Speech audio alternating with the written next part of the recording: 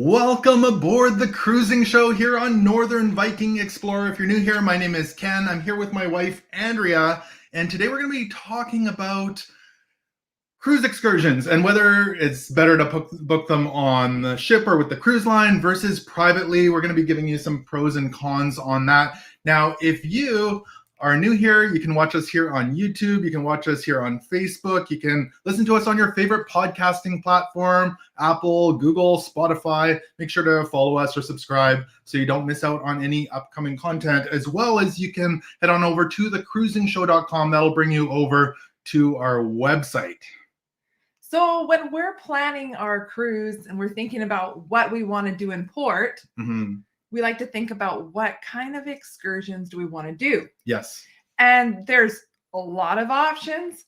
And so we often look at, should we book on the ship or should we do something privately? Yes. So we're going to go through the list of some of the pros of booking with the ship and some of the pros of booking on your own and how we come up to how we find our decision. Yeah, how we make our decision. So that's what this show is all about today.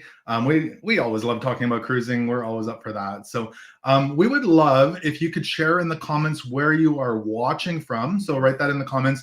And we try to bring comments into the show and immerse you guys in the show as well. And we can pop those up on the screen. So if you do have comments or questions, try and pop those up there. We won't be able to get to everything, but we'd love it if you did that. So again, rate where you are from because we would love to hear from you and say hello. So awesome. Well, should we dive kind of right into the first section, Andrea? Yes. So, Carl, welcome aboard, Carl. Thank you for joining us. You're in Tennessee. Awesome. Thanks for joining us. So let's dive into the first category here, and that is wrong slide. Here we go. Pros of booking with the cruise line. So yeah, there's a lot of pros from doing that. And welcome Tanya from Iowa. Thanks for joining us again. Awesome. So there's lots of pros of booking with the cruise line.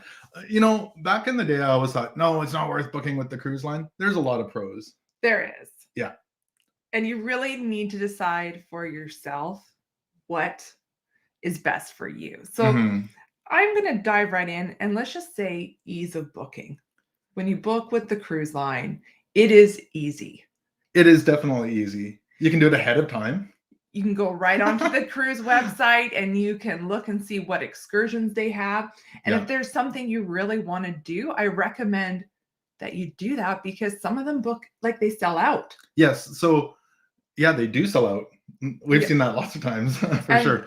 Sometimes, that's the only way you can book that excursion. So look ahead. And it's nice when you're on their website. So you'll have your cruise, you can bring it up typically on their website, and then it'll show you each port that you're stopping in, and it'll list like all the excursions for that day. So extremely easy to do, and it's less research. Oh, the cruise lines figured it all out. They've got it all. They do the research for you. It names everything out on there. Just makes it a whole lot easier for booking. And as I think you already mentioned, you can book through the website or often on the ship as well. Or often you can book on the ship as well. So that makes it a lot easier. And all the, like we just mentioned, the details are arranged with them, including transportation, everything, and sometimes food. Sometimes it'll state on there. We've seen too, like when you book privately through another website, they might offer you a nice beach day, but it may not include transportation. So then you still have to figure out how you're going to get there. And so if you want it simple, that's the way to go. But another big factor here too is that it just gets billed right either to your credit card or to your online account when you book on the cruise. Which is extremely convenient. Yeah, and it's often, it'll be in the currency of what you're paying for your cruise. So it's for us, it's usually US dollars. You're super not simple. I'd say you're less concerned, far less concerned about fraud, about getting double charged or weird things like that. I know we've had situations just even on our last trip where we were, and this was a reputable company, but we were accidentally double charged for our hotels. And they fixed it. They fixed it, but it's so easy to, especially by private things, who to get charged extra, or you always hear horror stories. So what the cruise line says it's going to cost, that's what it's going to cost. There's not going to be some secret fees. So it's funny because I look back on, I think I was talking to you about this maybe a week ago. I look back at all our trips in the last 2 years, and almost every trip had something financially wrong when I looked at our credit card statement, whether we were charged twice or charged for something we shouldn't have been charged or overcharged, different things like that. So almost every trip, or expecting refunds or different things like that just took forever. So we haven't had that with the cruise line, but I have seen other people say that there's been mistakes, things charged their onboard account. So when you're cruising, watch that too. Yeah. Just always watch things. Yeah. Well, and some of them aren't. I look back and some of them have been several $100s that were owed or double charged on or whatever. So check. That's besides the point. Yeah, I wasn't going to talk about that, but double check your credit cards when you get home from holidays. Transportation is arranged. This is a big one. That makes it easy. Yes, because when you're, for example, we did cave tubing recently. The bus there and back was all arranged for us. We don't have to figure that out. It's all good. And I know an excursion like that, if you did it privately, they'd arrange it as well. But it's just ease of not having to think about it. But not all of them do. When you book, there's some online websites and you have to look. You might think you're paying significantly less, but if you're having to pay a taxi on top of that, it could be pretty close in price. For sure. Now here, I think the next one's a big one. Yeah. If the port is canceled, you're automatically refunded. Well, when it gets canceled. This happens frequently, and this actually just happened to us. We weren't able to go into Mahogany Bay. Now, anyone who had an excursion booked with Carnival was automatically refunded. Yes. Now, if you have something already booked privately, you may be trying to get your money back and having to deal with that. It's an extra step. Yeah. So Carl, I know you're joking here, but this is kind of funny. We always overcharge Canadians because they're too nice to complain about it. Well, I know you're joking. So you're funny, Carl. So I appreciate the comment. Now I lost where I was. I'll blame you for that, Carl.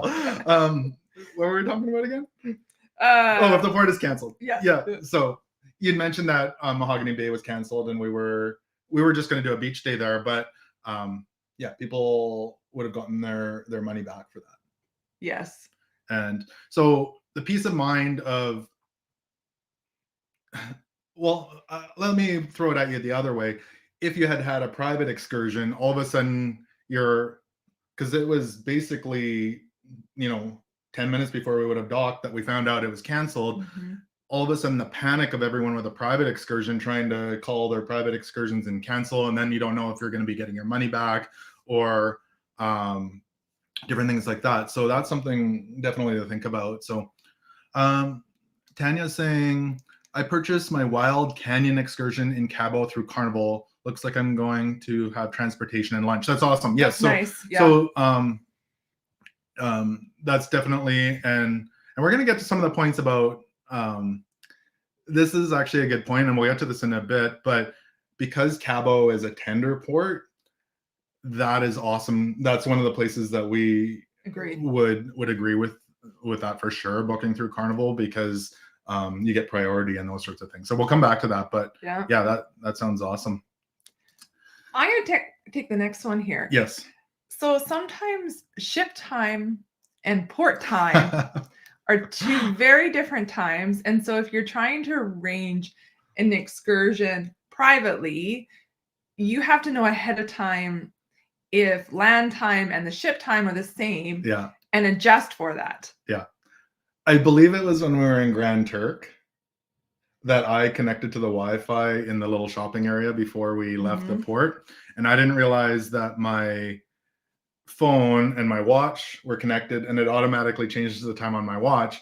And then about 3-4 hours later, I'm like, oh, we have plenty of time or whatever. And you're like, no, No, we don't. We don't. Because I hadn't connected. And we were doing a private excursion there. Yes. So. And actually, for that reason, I usually take an old school watch that can't connect because it can get a little confusing. We actually asked people in town, we're like, what time do you have? Yeah. And it's kind of funny because I'm always bugging you about your old school watch that looks like it's from the 80s or 90s. And then it looks athletic. It looks athletic. Timex. It takes a licking and keeps on ticking. And I never have to charge it. And the same battery for many years. It works. It works. It works. Hey, I knew what time it was. Yeah, and I didn't. I'd be the pure runner. Okay, now this is a biggie. Okay. The whole priority disembarkation. Yes, and this is kind of where it comes back to. So this even matched with the port time is even bigger because when we were in Grand Cayman, we did a private excursion. And that was a tender, was it not? Yes. Thankfully, the tenders in Grand Cayman are big and they get a lot of people, but still you're worried about how long it's going to take. So you're trying to figure out what time you will actually get to land because the tender times, if you're doing it privately, you're not guaranteed to get off right away. Mm-hmm. And then you're trying to adjust for time change. So that can get well, and that's confusing. where, coming back to Tanya's comment here that she booked the Wild Canyon excursion through Cabo is why I kind of thought of that, because Cabo is one of those places where it's tendered and the tender boats they're big, but they're not huge like other ports. Yeah. And they might be loading tenders for an hour or an hour and a half before the general public gets on them. Mm-hmm. So the private excursions do get off first. And that extends your day significantly. Should say if you have one of the first excursions. Yeah. I don't know if you have a later in the day. For sure. You can book excursions that'll get you off right away. There's typically a time that you would see. You'll get priority. And that can really help you maximize your day too. Because you can get off and get going right away. Yes. So it's definitely a pro for sure. For sure. So. Team Carl he nailed it here because I totally agree with him. So read his comment. When an excursion is long and goes a far distance from the port, think Lebanon in Belize, I will definitely choose the ship excursion. And that's exactly what we did in Belize when we were there. We did the cave tubing, which is an hour and a half roughly by bus from the port. Mm-hmm. And I just don't want to think about it. What if the bus breaks down? What if all these things? We looked at the pros and cons, and I realized if I had booked it privately, I would be so stressed. And other people aren't as stressed as me. I acknowledge that. Other people, they don't mind. But it would take away from my day, and I wouldn't enjoy my day because that would be nagging at me, wondering, if something could go wrong. I'm not going to take that risk. I would lose too much joy from it. Well, and both times we've done cave tubing in Belize, we've booked it through the ship. Yes. We booked it through Norwegian once, and we booked it through Carnival. So that's exactly, it's probably on our list further down that we would have done that. Those are the kind that I just don't want to deal with. You just don't have enough time. I want to be having fun. Yes. I want to have fun on my cruise. I want to be relaxed, and I don't want to be stressed out. So yeah. The other thing I want to mention is excursion meetup points, especially in places you walk off the ship. Typically tenders, they meet you up on the ship, but often if it's a private excursion, you'd meet off of the ship, and they're right by the ship. So maybe you booked a golf cart or something like that. It's right near the ship. Whereas a private excursion, you typically have to leave, go outside of the gates of the port. Maybe they might be right there, or they might be down the street. I know when we did the one in Grand Cayman, it was a few blocks down the street where we had to go find the business. We had to go find the business, and which is fine if you have a lot of time and you like walking. But sometimes just getting picked up right at the port is huge as well. It's simpler. If you're going for simple, book with the cruise. Yes. You want to bring up the next one, safety? Yeah. So I believe you're generally safer when you're traveling in big numbers. And so when you're traveling with a big group from the cruise, I feel that can be safer, especially if you're going into an area that you're not familiar with or may have higher crime. You may feel more relaxed and secure going with the cruise line. Well, and I'm going to go back to Belize again. Belize City is typically where the cruise ships, I don't want to say dock, but tender into. And I know that's changing because they are building kind of a private stop. They haven't given too many details, but something is happening out there, definitely. So I'm actually excited to go to that in the future. That's another episode. But Belize City is known not to be necessarily the safest, to be very cautious there. You do see people walking around, but that port, you basically commonly are just basically stepping out of the gate straight onto a bus. You're not walking around. They don't encourage it or walking too far anyway. So safety is definitely a concern in some of these ports. So in Belize City, I might not want to take a taxi across town to find my excursion, to get on a bus or do something like that, versus other ports where I feel totally safe. We have talked to people who have done it, and they've saved a lot of money and they had a great time. But I haven't talked to somebody where it didn't go well. Yeah. So the next part is consistency. And this kind of rolls really well because, yes, the safety, but Carnival also, they're working with these tour companies. Yes. And these tour companies, they want to keep, I shouldn't be specific to Carnival, all the cruise lines business. And so they're going to meet certain standards from quality and safety. And you can hope that they are following all the protocols that are. Well, the expectation is if you book it with a cruise line that it's safe and the quality is going to be good. Yes, more consistent. Yeah.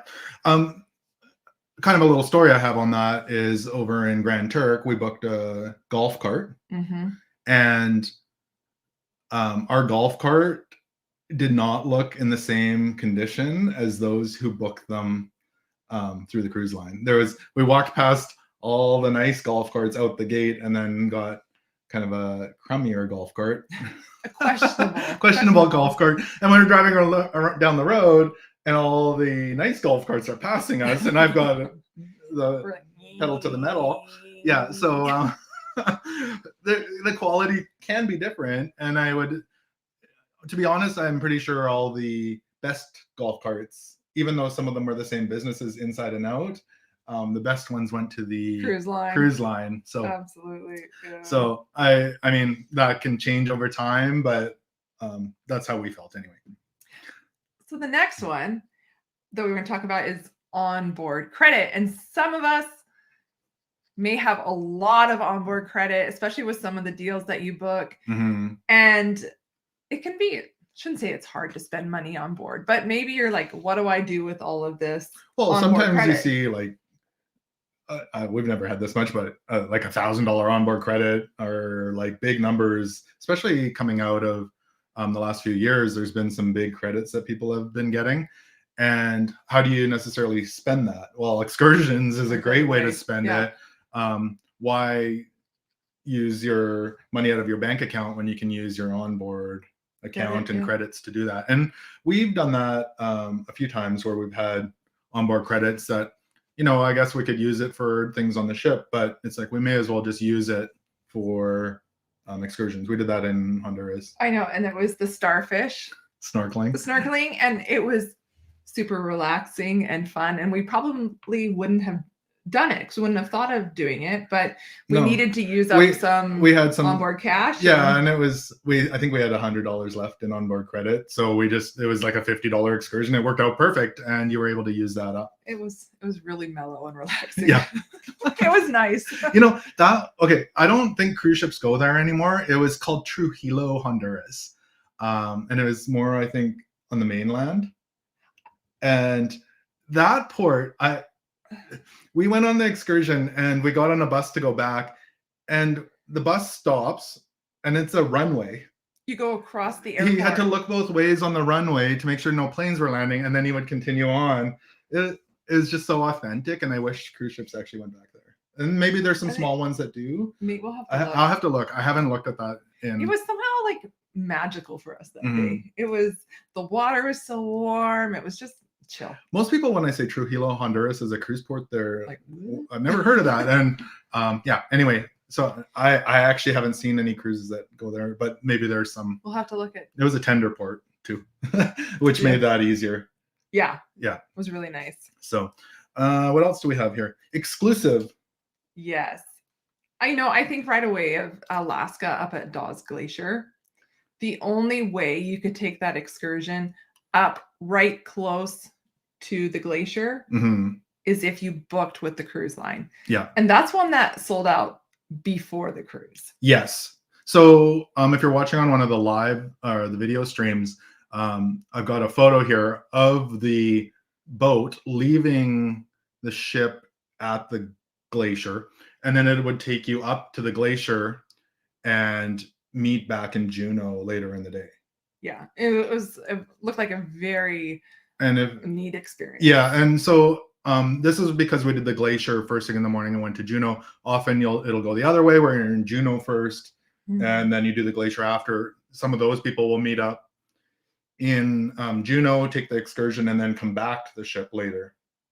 I was thinking too of when we were on the Panorama, if you're in Puerto Vallarta, I believe it's called Rhythm of the Night, because it runs so late in the evening. You can only do it if you book with the cruise line, because they make sure they shuttle you right to the ship. Yeah.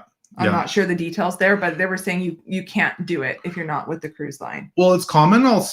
We'll be sitting there eating dinner and it's past the time we're supposed to leave, and you'll see excursions still coming back, and they're booked with the ship. They're not the standard pier runners who had one too many drinks at the bar. They're the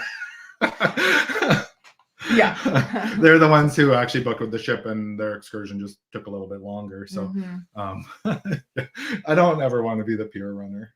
No, I don't want all the cheering and everything. That's something I try to avoid.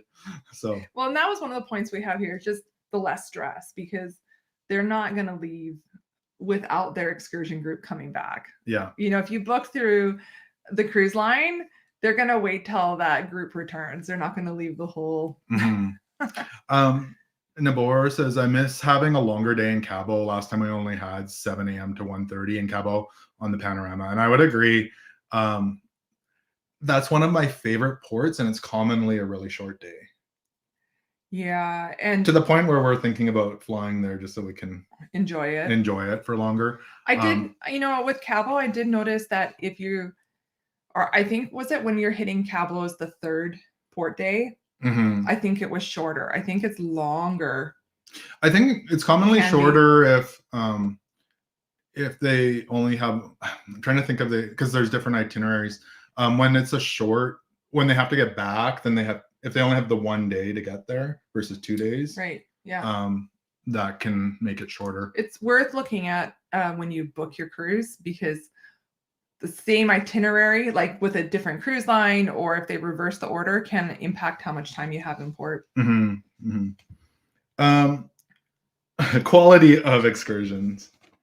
So back to the golf cart story in Grand Turk. The not only did the golf carts look better inside the port, but we also the service was probably not as good. We were on the ship and they'd overbooked, and I didn't have Wi-Fi, so I didn't know. And we showed up and they'd overbooked, and then they're scrambling trying to get us a golf cart, and they're working with their buddy down the street and maybe that's why our golf cart wasn't as good. But they're like, we tried to emailed you, but we had opted not to have internet, and we were just so it's all the quality of the service. I mean, I know there's been a lot of even cruise lines overbooking cabins and things, and it happens, but dealing with those sorts of things, you can deal with it right on the ship rather than trying to get on your phone. And I think less stress we kind of already talked about. So why would we though book privately? So after all that long list, I think what's the big reason the here? ease of it for sure. I like to book them in. I think the ease and the no worries if the port gets canceled, and the tender days would be my biggest things. My three biggest things. Oh, the time. The time saved on tender days. And even on the tendering or not tendering, we always leave a buffer, like before and after the cruise excursion. So if you're booking with the cruise and it's a later excursion too, like they're going to get you back in time. You don't have to. If you're privately, you're leaving a long buffer of time just to make sure you're good. Yeah, no, for sure. What are those? What's your top reasons?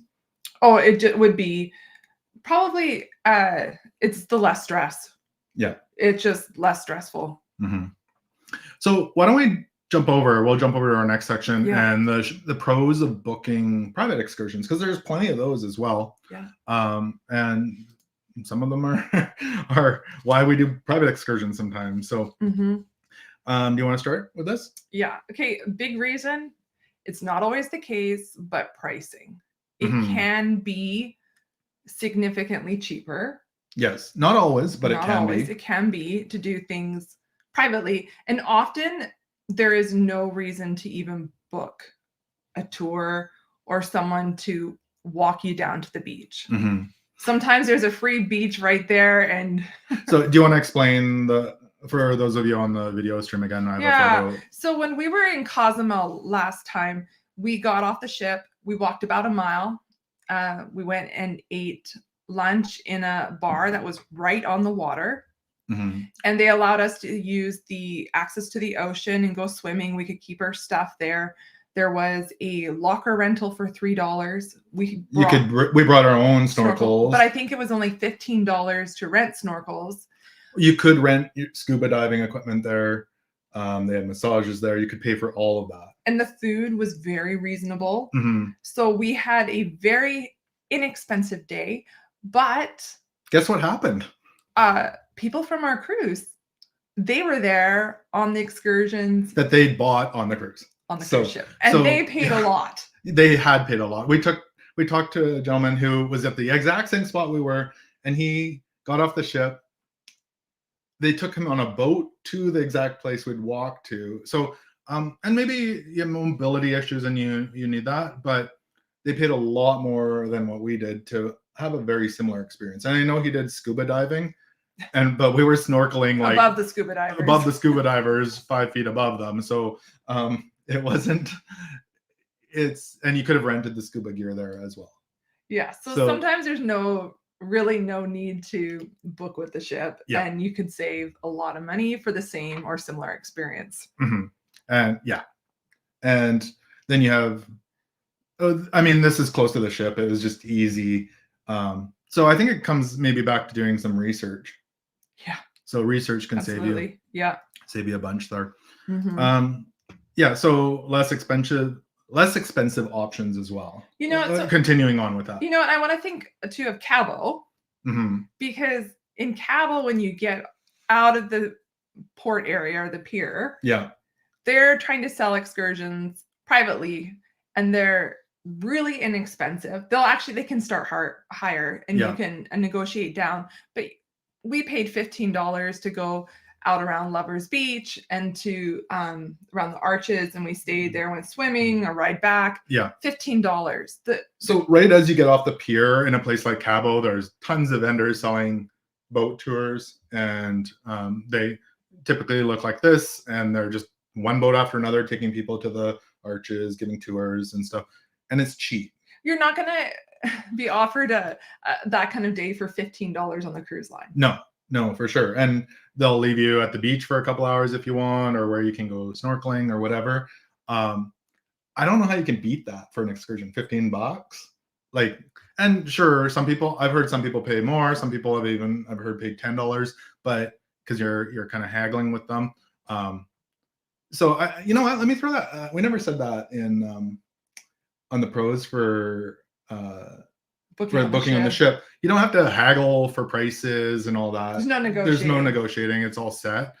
So that would be a pro for that. I just Yeah. That just kind That's of true. came That's true. into Yeah. mind.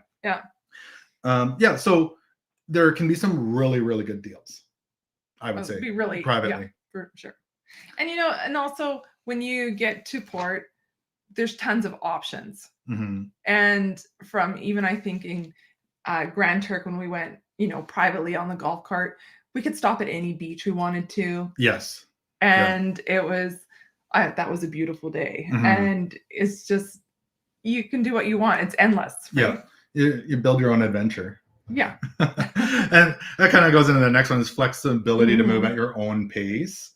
This is huge. Yes. And this can be even if you go on let's say you're going on a hike. Well, we just saw this in Belize. And Yeah. you might find that the group is going too fast or they're going too slow. Mm-hmm. And we like to see as much as possible when we're in port. Yeah. So sometimes I find being in a group is too slow because I want to do more and move more quickly. Yes. Yeah. Especially for excursions that involve hiking or walking as part of it. I've seen where, one person is an avid hiker who climbed to Everest base camp, and then the next guy struggles. And so you've got this wide variety in your group, and it can be hard. Well, even I thought about the ATV little group we saw leave. Mm-hmm. And it was obvious that some people had never ridden ATVs. Yeah. And if you ride ATVs all the time, I don't know that you really want to be paired with beginner. Yeah. Like everyone's kind of moving at different skill levels. Well, you've got speeds. the one person who takes off like they've been doing it their whole life, and then the next person who's and it's so you're if you know what you're doing, you're being hindered, and if you are new, you're stressed out because everybody's ahead of you, and it can be frustrating. And a private excursion for maybe beginners might be better. It might be better for you. So that would be kind of that. Flexibility to stop at shopping, more time for taking photos, coffee shops. I enjoy, one of my favorite things is in stopping in coffee shops in these places and maybe sitting there and enjoying the people for, half an hour or whatever. Mm-hmm. And a lot of times you won't have those opportunities. Just doing what you want when you want and being able to adjust as you want. Yeah, no, for sure. And trying to immerse yourself a little bit more in the local culture. Mm-hmm. And I think I just mentioned, but taking photos, if you find that beautiful place, you can stop and enjoy the view for half an hour if you want, rather than being 5 minutes and we need to go to the next stop. And a lot of places you don't need an excursion or a group. Like I think of Juneau. If your plan in Juneau for the day is to go shopping and just check out the shops and eat some fish and chips, you're dropped off right there. Right downtown. You're right downtown. The shops are right there, and the famous restaurants to eat at are right there. Well, I think, to me, one of my favorite days has been in San Juan, Puerto Rico. You're right downtown, the old town, the beautiful culture. And especially we hadn't been there before. I didn't need to book an excursion there. We did pay to go into the forts, which was a minimal cost, but like just exploring the city, seeing the pigeons, doing all that stuff is, and I know I get it. Some people want to do adventure excursions and different things, but just immersing yourself in the culture is, and you don't always need an excursion. And you can stop.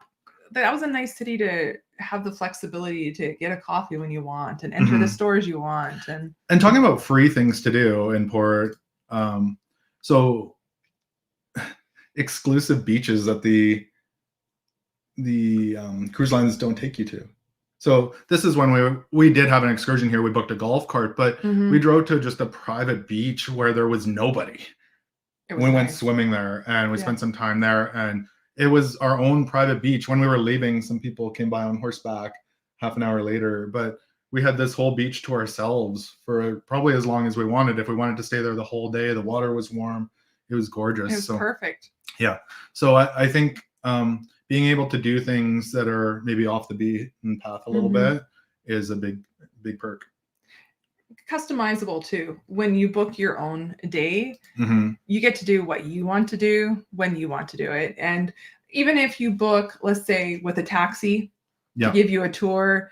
You have your flexibility of telling them where you want to go and what you want to do. And yeah.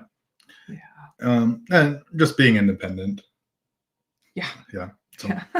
So so that's kind of our pros that we came up with for private excursions. And I know there's more, and you can drop those in the comments below if you like.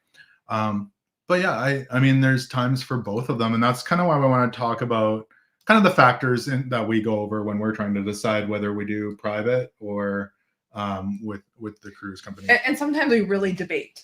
Yeah, no, for sure. And actually, when we talked about going to cave tubing in Belize, because somebody had told us they booked it was like $50 cheaper a person, and I was like, oh, that's a lot of money to save. Yeah. And so sometimes we are torn. I will say though, when we left cave tubing in Belize, we started to drive away in the bus, and they stopped and said, we're missing 2 people, which I don't know if we'd done privately as they're looking as close. So that our guide got off, had to go over the hill and brought the 2 people back. And of course they'd been in line buying drinks and had missed it. But they were accounted for and brought back, which could easily be missed if you went privately. So but factors in how we decide. Yeah. So the first thing is, do you want to do a big excursion, or do you just want to wander around? Because some places you don't need to plan a big event. The location itself is amazing. Well, the location is kind of an excursion. I like I just mentioned in San Juan, Puerto Rico. That's why I have my San Juan mug. We bought that at the Starbucks there, for those of you wondering. Well, and if you want a beautiful beach day and you arrive in Grand Turk, you do not need to arrange anything. It is the most beautiful beach. That's the other thing. Actually, that's not even on our list, is what's right at the port. Yeah. Because Grand Turk, for example, there's a beautiful beach right there. There's is it Margaritaville, I think? I can't be sure, but it's a big swimming pool. I think it's the Jimmy Buffett's Margaritaville or something. I think could be wrong. But they have free pools that you can go swimming in. So do you need an excursion? Or in Amber Cove, for example, you can go on the water slides for free, and you can go swim in the pool, the lazy river, go play basketball, all that's complimentary. Right. So do you need an excursion? Yeah. So it's not always needed. Yeah. The other question we ask is, do we have a long port day giving us lots of extra time? So if we're going to venture out on our own, we need to be able to factor in buffer time. So like arriving late and getting back early so that we're not stressed. Yeah. I want to point out Carl's point here, and this is actually a good one. Basically, he's talking about how long it takes to load and unload 40 people on a bus versus 4 to 12 people in a van, or 4 people in a cab, or 2 people in a cab. Because it's commonly why we like to take an Uber from the port, because we can just jump in an Uber and go to the wherever. Especially to the airport. To the airport after the cruise, versus waiting for everybody to load on the bus, that sort of thing. So, it does eat up a lot of time. Even all the washroom breaks. Like when we went on our last excursion, so we, you did our shuttle tender to the cruise pier, and then they're like, oh, where's the washroom? So then you've got a whole bus load of people going to use the washroom, and then you're waiting for them all to come back again. Yeah. Like we spent a lot of time waiting that day for the whole group. Yes. Yeah. So sorry, where were we at in factors and how we decide? Long port day. How long the port day is. If it's a long day, you might be there till 8 at night. Yeah, maybe you are far more likely to do something on your own than in Cabo, like Nabor. Carl, you're grossing me.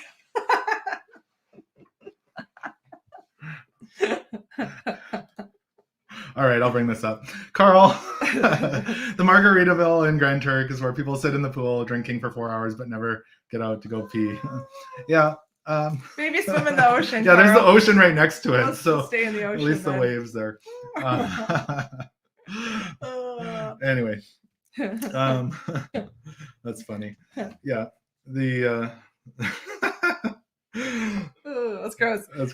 Um, On to tendering. yes, are we tendering? And again, that comes back to places Time. like Cabo or Grand Turk or Belize, those sorts of Not places. Grand Turk. No, not Grand Grand Cayman. Grand Cayman. Yeah, All these grand places. they are grand places. Yeah, because that factors into time and how easy it is to plan. Yeah. Risk. Yeah, and there's different kind of risks. There's like safety risk, there's like time management risk, the distance from the port, as Carl brought up earlier. How far do we want to go? If we're venturing out, for us, like I tend to think if we're more than like 45 minutes away, we tend to stick with the cruise line. One of my thoughts when we do an excursion, and if we're doing it privately, how easy is it to, if something goes wrong, how easy is it to just get a taxi to get back to the port? That's the question I ask myself all the time. So if we're half an hour away, if something goes wrong, is it easy to get a taxi to take us back? And if the answer is yes, it's easy, I'm more likely to do it privately. Yeah. Just because like I'm not worried about missing the ship.